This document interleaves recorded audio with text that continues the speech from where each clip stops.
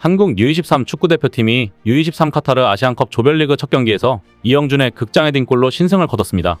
해외파들이 줄줄이 차출 거부되며 우려를 낳았던 황선홍호의 경기력은 생각보다 강했습니다.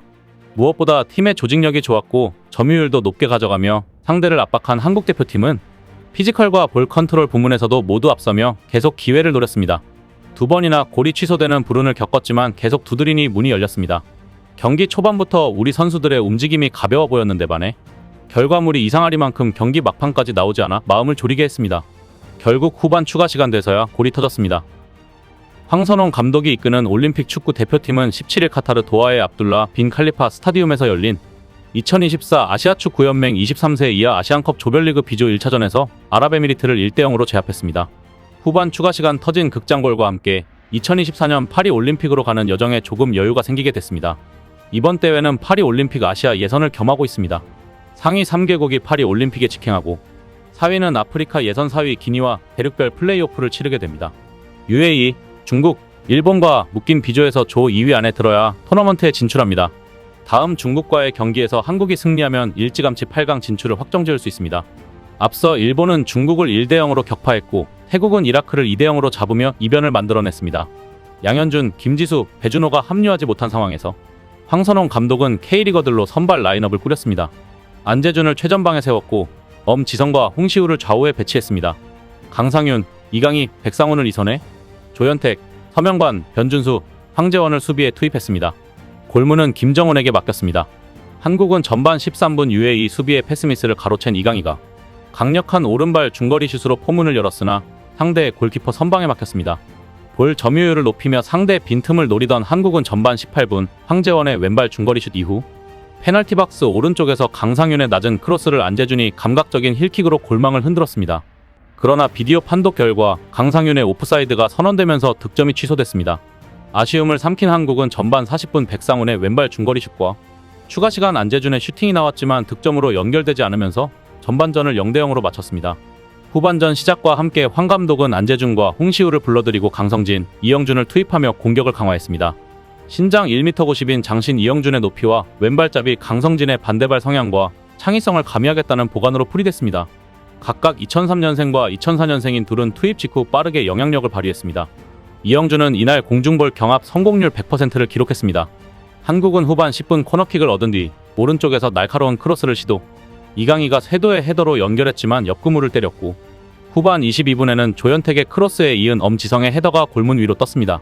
계속 아쉬움을 삼키던 후반 32분 황선홍 감독은 레프트백 자리에 조현택 대신 의룡타의 아들 이태석을 투입했습니다.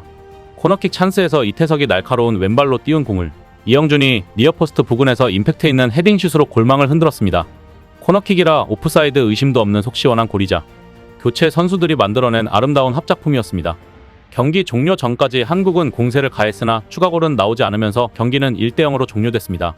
결국 압도적인 점유율을 바탕으로 숱한 크로스를 띄워보냈음에도 유효 슈팅이 3차례 밖에 기록하지 못한 채 후반 추가 시간 골로 신승을 거뒀습니다.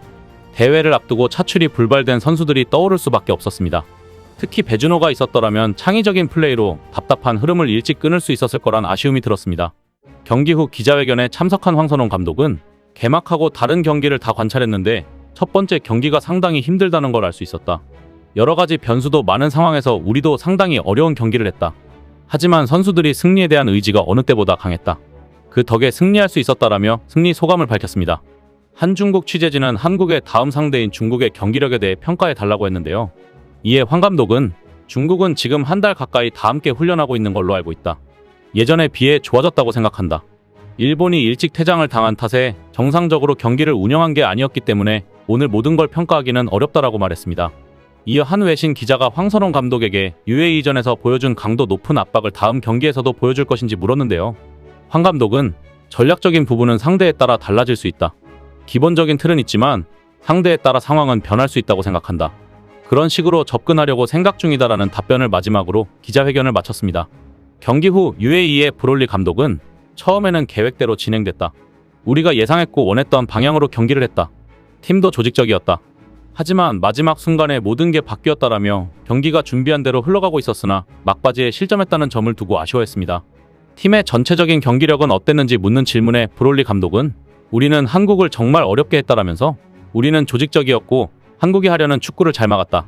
나는 우리 팀의 경기력에 만족한다라고 했습니다. 또 그는 난 한국이 열심히 한 것도 안다. 그들은 서로를 잘 알고 있는 팀이다.